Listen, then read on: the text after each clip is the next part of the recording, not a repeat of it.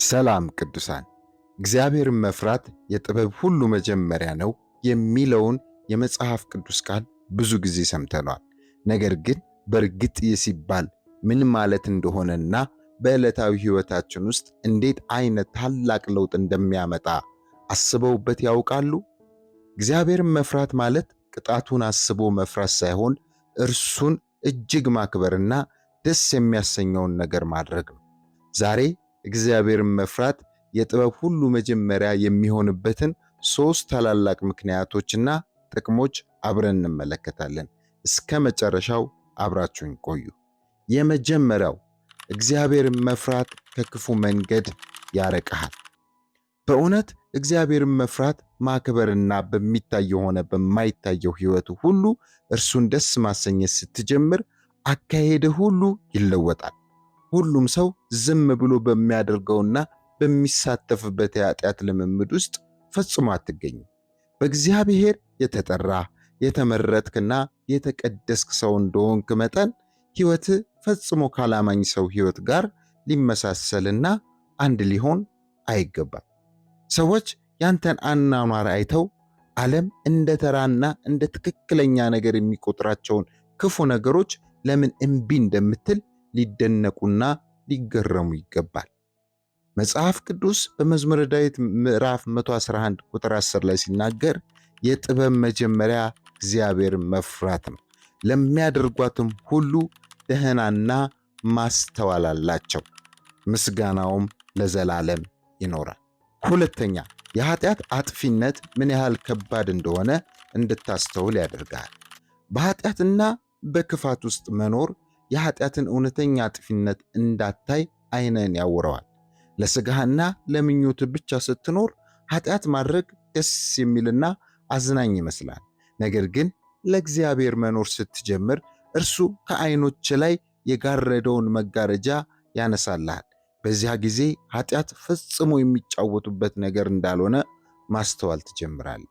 መጽሐፍ ቅዱስ ሲናገር የኃጢአት ደሞዝ ሞት ነውና ኢየሱስ ክርስቶስ በመስቀል ላይ የሞተው እኛን ከዘላለም ሞት ሊታደገን ነው።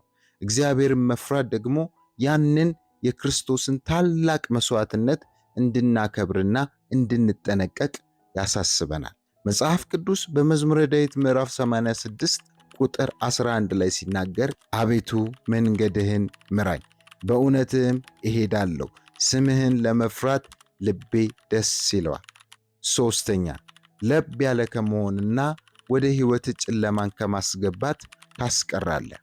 እግዚአብሔርን መፍራት ምን ማለት እንደሆነ ስትረዳ የእግዚአብሔርን ጸጋ እንደ መጫወቻ በመቁጠር አላስፈላጊ ነገር አታደርግም።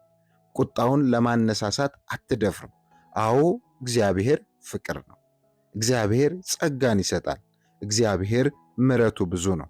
ነገር ግን እግዚአብሔር የሚጫወቱበትና የሚዘብቱበት አምላክ አይደለም። እርሱ የሰራዊት ጌታ እግዚአብሔር ነው። እርሱ የነገሥታት ንጉሥ፣ የጌቶች ጌታ፣ የአማልክት አምላክ ነው። እርሱ እጅግ ሊፈሩት የሚገባ የሁሉ ፈጣሪ ነው። በአንድ ቅጽበት ሁላችንንም የማጥፋት ኃይል ያለው አምላክ ነው።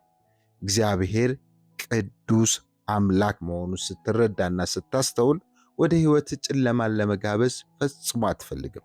በሁለት ወገን መወላወል አቁመ ሙሉ በሙሉ ክርስቶስን ብቻ ለመከተል ትመርጣለህ።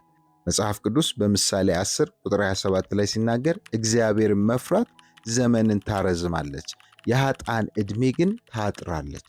ስለዚህ እግዚአብሔርን በፈራ ቁጥር ዕድሜ ይረዝማል። እግዚአብሔርን ባልፈራ ቁጥር ግን ለጠላት ሐሳብና ለጠላት ዕቅድ የተጋለጥክ ስትሆን ዘመንህ፣ ዕድሜህ፣ ጤና ሁሉ ይበላል ማለት ነው። የተወደዳችሁ ቅዱሳን፣ ዛሬ እግዚአብሔርን በሚያስከብርና በሚፈራ ልብ ለመመላለስ ወስናችኋል? ከሆነ በኮሜንት መስጫው ላይ ጌታ ሆይ አንተን የሚፈራና የሚያከብር ልብ ስጠኝ ብላችሁ የጸሎት አዋጃችሁን ጻፉ። የትምህርት መንፈሳዊ ሕይወታችሁን ካነቃቃውና ካስተማራችሁ ቪዲዮውን ላይክ በማድረግና ለወዳጅ ዘመዶቻችሁ ሼር በማድረግ የእግዚአብሔርን እውነት አብረን እናሰራጭ። በየቀኑ እምነታችሁን የሚያጠነክሩ አዳዲስ መንፈሳዊ ትምህርቶች እንዲደርሳችሁ ይህንን ቻናል ሰብስክራይብ በማድረግ ቤተሰብ እንድትሆኑ እጋብዞታለሁ። ተባረኩ።